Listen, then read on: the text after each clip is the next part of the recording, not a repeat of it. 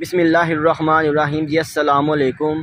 I am doctor Nazrul Arfin Husaini Sanaye Mohammad. आज रमज़ानुल मुबारक का 8वां रोज़ा है और ये बाबरकत घड़ियाँ जो कि बहुत ही इम्पोर्टेंट टाइम है अगर अल्लाह ने हमें दिया है तो ये हमारी ज़िंदगी से बहुत जल्दी से स्किप हो रहा है, जा रहा है।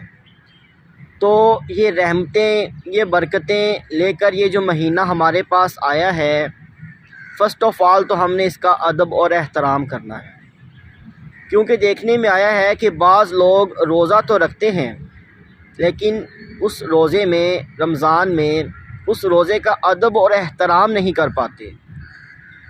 जिन कामों से हमें रोका गया है कि ये काम नहीं करने, आप देखें ना कि आपके सामने खाना होता है, आपके सामने पानी होता है, आपके सामने मशरूबात होते हैं, वो तमाम चीज़ें जो कि हलाल हैं, अल्लाह ने हलाल की हैं, लेकिन आप नहीं खा रहे क्योंकि आप रमज़ान में आप रोज़े की नीयत से हैं कि आपने नहीं खाना अपने अल्लाह के लिए।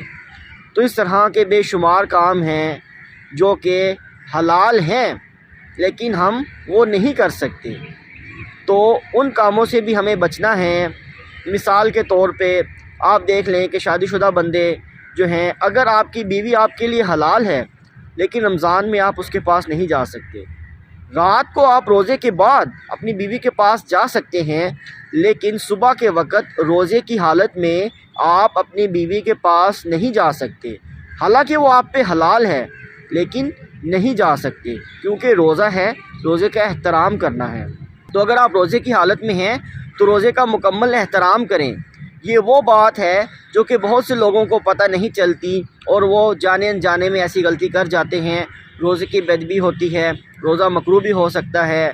तो खुदारा अपने आप को समझाएं।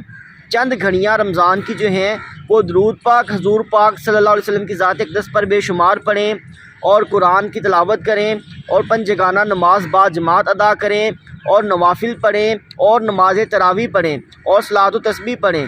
जो अच्छे काम आप कर सकते हैं वो करें और अपने साथ मुंसलिक लोगों की खिदमत भी करें। खुदारा ये बहुत इम्पॉर्टेंट मैसेज है जो मैं आप तक पहुंचाना चाहता था। आप तक अगर ये मैसेज पहुंच गया है तो आप इसको आगे मज़ीद पहुंचा दें, क्योंकि अच्छी बात को फैलाना सदका जारिया है। Thank you so much. Doctor Nazrul Arfin Husaini Sanaye Mohammad.